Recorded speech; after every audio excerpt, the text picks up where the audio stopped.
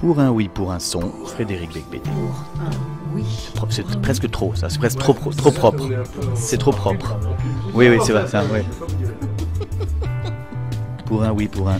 Pour un oui, pour un son, avec Frédéric Becbédé. Pour un oui, pour un son. Pour un oui, pour un son, avec Frédéric Becbédé. Pour un son. En fait, vous avez recréé un studio de radio ici. Bah ouais, C'est extraordinaire. c'est pas mal, hein. C'est l'idée, c'est fou. Les années 80, c'est génial. C'est fou.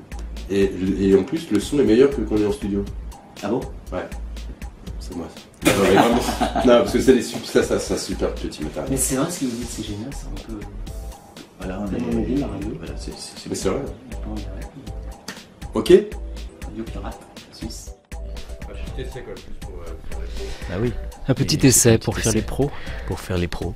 Les pros Car on est des professionnels de de l'entertainment. Ici, c'est la Ross. Roseries and Witchcraft. Une des plus grosses agences de pub au monde. C'est laid. Populaire. Tous. J'ai 12 000 tonnes de yaourt à écouler cette année. Alors du jeune, ok. Du sexy, ok. Pense à fermer les yeux quand tu avales. Il faut qu'on sente le plaisir dans ta gorge aussi. Et tu rêves. Une belle barre chocolatée? Voilà, maintenant vous savez. Vous savez pourquoi vous voyez des pubs de merde depuis quelques années. Maintenant, il faut que ça change. Notre invité a débuté sa carrière d'écrivain en racontant ses mémoires, les mémoires d'un jeune homme dérangé. Il avait alors 25 ans. Atypique, non? Tout autant que son personnage, Marc Marronnier, héros malgré lui d'une trilogie, lui offrant des vacances dans le coma pour se conclure par un titre aux allures prophétiques, drôle et déprimant à la fois, le bien connu « L'amour dure 3 ans », qui prit quelques années plus tard le chemin des salles obscures pour s'épanouir sur grand écran. Aujourd'hui, les images évoquées seront les plus belles qu'ils soient, elles seront sonores, les mots quant à eux ne seront pas écrits figés, mais juste prononcés, échangés dans toute la fragilité de cette éphémère condition. Bonjour à tous, bienvenue dans Pour un oui, pour un son, avec aujourd'hui Frédéric Becbédé. Bonjour Frédéric Becbédé. Mais c'est gentil ce que vous avez dit, c'était très bien, je n'ai rien à corriger, j'ai été très flatté. J'espère que l'émission se continuera sur cette hauteur de vue.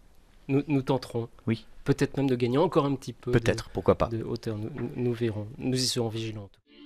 Et je voudrais maintenant m'adresser à un jeune invité. Il a 13 ans, il s'appelle Frédéric. Il est, je crois, fanatique de science-fiction, il en lit depuis 5 ans. Pourquoi est-ce que tu lis de la science-fiction, toi qui es jeune? Je lis de la science-fiction parce qu'à mon avis, un auteur de science-fiction a un champ, un terrain d'expression beaucoup plus vaste qu'un autre. Il peut créer des situations qu'on ne trouve pas dans d'autres romans et en plus... la science-fiction m'apporte aussi une évasion et une distraction très grande. Je voudrais que tu me dises ce qu'est ta définition de la science-fiction, Frédéric. Ma définition de la science-fiction, c'est une recherche prospective du possible.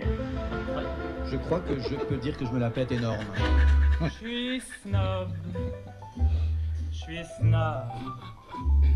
C'est vraiment le seul défaut que je gobe. Ça vous a fait rire, au moins. Oui, bah oui. Mais au fond, la chose la plus intéressante a été dite dès l'âge de 13 ans. Hein. Exactement. 13 ans, tout le reste, c'était incroyable. que des bêtises. Mais à 13 ans, j'avais compris ce que c'est que la littérature, la recherche prospective du possible. Alors là, si vous voulez, à nouveau, on rehausse le débat. Pour un oui, pour un son, Frédéric Becbédé, Glamour Attitude. Frédéric Becbédé, bonsoir. C'est Frédéric Becbédé. Je suis... Bonsoir, je suis Frédéric Becbédé dans Pour un oui, pour un son. À la radio. Je crois que tu me rappelles des